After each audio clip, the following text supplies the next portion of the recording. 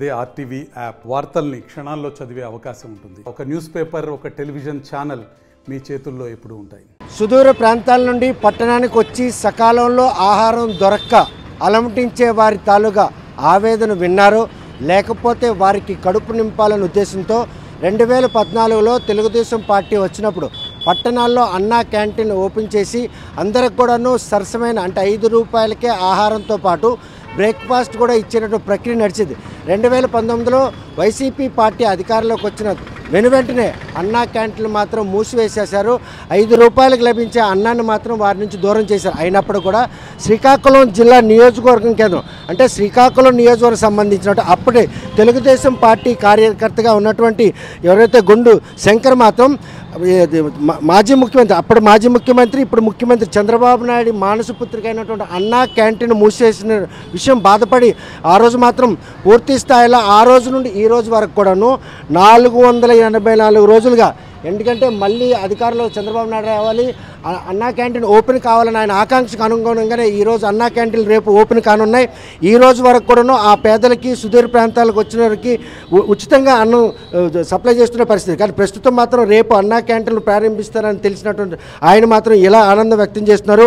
ఆయన మానసపుత్రికని ఇన్నాళ్ళు బతికించుకుంటూ వచ్చినటువంటి శ్రీకాకుళం ఎమ్మెల్యే గుండ శంకర్ మనతో ఉన్నారు. చూస్తే కనుక 485 రోజుల నిరీక్షణ ఫలించిందా? ఈ 485 రోజులుగా ఆ ఉచితంగా అన్నం తినాలి, ఆయన మానసపుత్రికను బతికించుకుంటూ వచ్చానన్నటువంటి ఒక ఆనందం కలుగుతుంది. చాలా ఆనందంగా ఉంది. ఈరోజు 484వ రోజు సక్సెస్ఫుల్గా కంప్లీట్ చేసుకున్నాం. ఏదైతే మా నాయకుడు ఇప్పుడు ముఖ్యమంత్రి వర్యులు శ్రీ నారా చంద్రబాబు నాయుడు గారి మానసపుత్రిక అయినటువంటి అన్నా క్యాంటీన్ని గత ప్రభుత్వం తొంగలో తొక్కి పేదవాడి పొట్టను కొట్టి ప్రతి పేదవాడు ముర్రోమని ఏడ్చే పరిస్థితిలో ఉండేది. అది చూసి ఇది మా చంద్రబాబు నాయుడు గారు పుట్టినరోజు సందర్భంగా నేను 484 రోజుల క్రితం స్టార్ట్ చేయడం జరిగింది. ఆనాడే మీడియా వాళ్ళందరూ కూడా అడిగారు ఇది ఎప్పటి వరకు కొనసాగుతుందని. నేను ఆ రోజే క్లియర్గా చెప్పడం జరిగింది, రేపు రాబోయేది మా ప్రభుత్వమే, మళ్ళీ ముఖ్యమంత్రిగా చంద్రబాబు నాయుడు గారు ప్రమాణ స్వీకారం చేస్తారు, ఆయన మానసపుత్రిక అయినటువంటి అన్నా క్యాంటీన్ని మళ్ళీ పునఃప్రారంభిస్తారని నేను ఆ రోజే చెప్పడం జరిగింది. ఆ దిశగా మళ్ళీ పునఃప్రారంభించి మొదటి 5 సంతకాల్లో ఒక సంతకమైనటువంటిది అన్నా క్యాంటీన్ని పెట్టి మళ్ళీ 100 రాష్ట్రం మొత్తం మీద 100 అన్నా క్యాంటీన్లు స్టార్ట్ చేస్తుంటే అందులో 2 మన శ్రీకాకుళం పాత బస్ స్టాండ్ దగ్గర అలాగే 7 రోడ్ జంక్షన్ దగ్గర స్టార్ట్ చేయడం జరిగింది. ఇది పంతమా లేకపోతే మీ తాలూకా ఆకాంక్ష? ఇది ఆకాంక్ష పేద ప్రజలకు జరిగిన అన్యాయాన్ని తెలియజెప్పడానికి కోసం. ఎందుకంటే ఆ ప్రభుత్వంలోనే మేము చేయడం జరిగింది, అంటే పేద ప్రజలకి ఎంతగా ఉపయోగపడుతుంది అనేది ఇది తెలియజేయడం. ఎందుకంటే నారా చంద్రబాబు నాయుడు గారు వారి కుటుంబంలో ఈవెన్ వాళ్ళ దేవాంశు మనవడి పుట్టినరోజు నాడు తిరుపతి దేవస్థానం 36 లక్షలు ఇస్తారు. అలాగే అమ్మన్నమ్మ నారా చంద్రబాబు నాయుడు గారి తల్లి వాళ్ళ ఊర్లో ఎప్పుడు కూడా నిత్యం ఎంతమంది వస్తే అంత అన్నదానం పెట్టడం వాళ్ళకి నిత్యం అది అలవాటు. అలాగే మా దగ్గర చూస్తే మేము కూడా ఇక్కడ ఎప్పుడు కూడా మా గుడిలో అన్నదాన కార్యక్రమం ఇవన్నీ చేయడం అనేది మాకు పరిపాటి.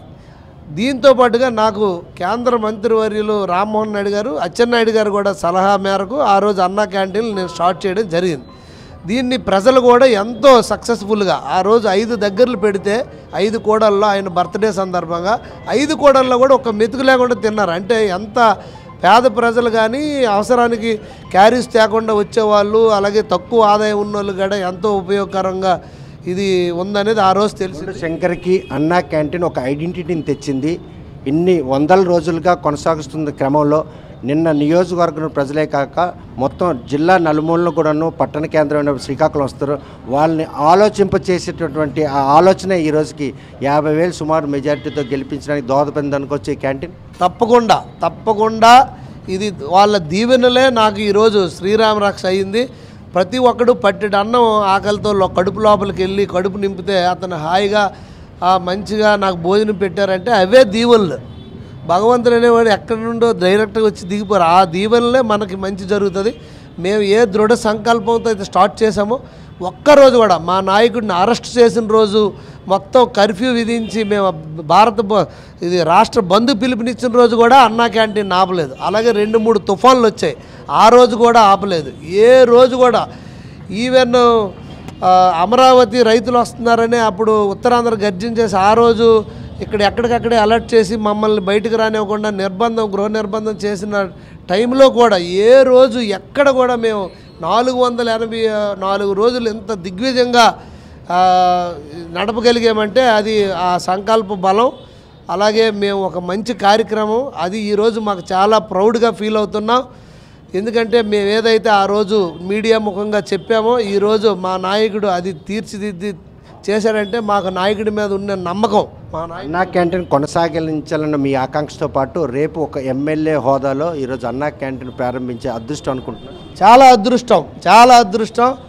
ఈరోజు అన్నా క్యాంటీన్ ఆ రోజు మేము స్టార్ట్ చేసాం, 484 రోజులు కంప్లీట్ చేసాం. ఈరోజు నేను ఎమ్మెల్యేగా గెలుపొందడం, అలాగే ఇక్కడ కమిషనర్గా మళ్ళీ మాకు ఓబులేస్ గారు పాత ఆయన ఉండి మళ్ళీ ఇప్పుడు ఎఫ్ఏసీలో రావడం, ఆయన కూడా దీన్ని ఒక మంచి మోడల్గా స్టేట్లో మా 2 క్యాంటీన్ని అత్యధిక ప్రాధాన్యత తీసుకొని డైలీ ఫాలోఅప్ చేసి ఒక రోల్ మోడల్గా ఈ 2 తయారు చేశారు.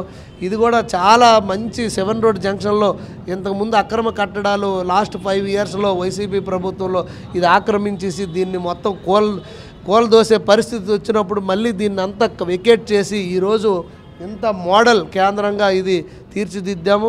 అలాగే ఆ డే అండ్ నైట్ దగ్గర కూడా సచివాలయం చేసేసారు పరిస్థితి, దాన్ని కూడా మళ్ళీ వెకేట్ చేసి నీట్గా తీర్చిదిద్దాం. దీంట్లో కమిషనర్ గారు అలాగే మున్సిపల్ సిబ్బంది అందరూ కూడా ప్రత్యేకమైన శ్రద్ధ తీసుకొని క్యాంటీన్ ఓపెన్ అయిందంటే మీ ప్రక్రియకి ఫుల్ స్టాప్ పడుతుంది, దాన్ని కొనసాగిస్తాం. ఇంకా తప్పకుండా ఫుల్ స్టాప్. ఎందుకంటే ప్రక్రియ అది ఇంకా మా ప్రభుత్వం కొనసాగుతుంది కనుక నేను ఆ రోజే చెప్పాను, ఏ రోజైతే మా అన్నా క్యాంటీన్ మళ్ళీ పునఃప్రారంభం అవుతుందో అప్పటి వరకు ఈ క్యాంటీన్ కొనసాగుతుంది అనుకున్నాం. ఈ రోజుతో నిన్నటితో కాకుండా 16ను ఓపెన్ చేయమన్నారు కనుక ఈరోజు కూడా భోజనాలు పెట్టాం. ఆగస్టు 15 సందర్భంగా అందరికీ భోజనాలు పెట్టాం, చాలా సంతోషం.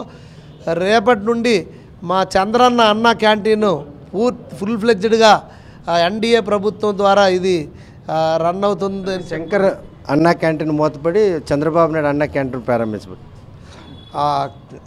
చంద్రన్న ఆకాంక్షకి తగ్గట్టు శంకర్ అన్నా క్యాంటీన్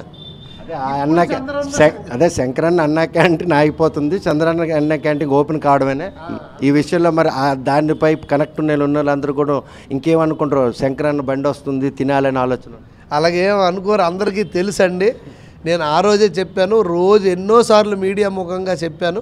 అలాగేం జనాలందరికీ తెలుస్తుంది. ఎందుకంటే ఆ అవసరం మరి రాదు. ఏ పేదవాడు కానీ ఏ నీడీ పీపుల్ కానీ ఎవరు కూడా ఇంకేదో వస్తుంది చూద్దామని ఆలోచన మరి రాకపోతుంది. ఈసారి కూటమి ప్రభుత్వంలో ఏర్పడిన ఈ అన్నా క్యాంటీన్కి అప్పట్లో తెలుగుదేశం పార్టీ ప్రారంభించి ఇది ఇంకా ఉన్న 2 పార్టీలు ఉన్నాయి. మెనూలో ఏమైనా మార్పు ఉందా, లేకపోతే ఇంకా నాణ్యమైనటువంటి సేమ్ మెనూలో ఎటువంటి మార్పు లేదు. రేపు మంత్రి గారు రాష్ట్ర మంత్రి మన జిల్లా మంత్రి గారు అచ్చెన్నాయుడు గారు రేపు వచ్చి ఆయన చేతుల మీదుగా ఇక్కడ 2 క్యాంటీన్లు స్టార్ట్ అవుతున్నాయి. సేమ్ మెనూ అంతా సేమ్, ఎటువంటి ఇది లేదు. ఇంకా నాణ్యమైన భోజనం ఇస్తారు. నెంబర్ 1 క్లాస్ కిచెన్ ఉంది. మీరు వెళ్ళి అక్షయ పాత్ర చెక్ చేయొచ్చు. అక్షయ పాత్ర ఇస్కాన్ అనేది అది ఇంటర్నేషనల్ ఓఎన్జీసీ అలాంటి దీనికి ఇవ్వడం జరిగింది. వాళ్ళు చాలా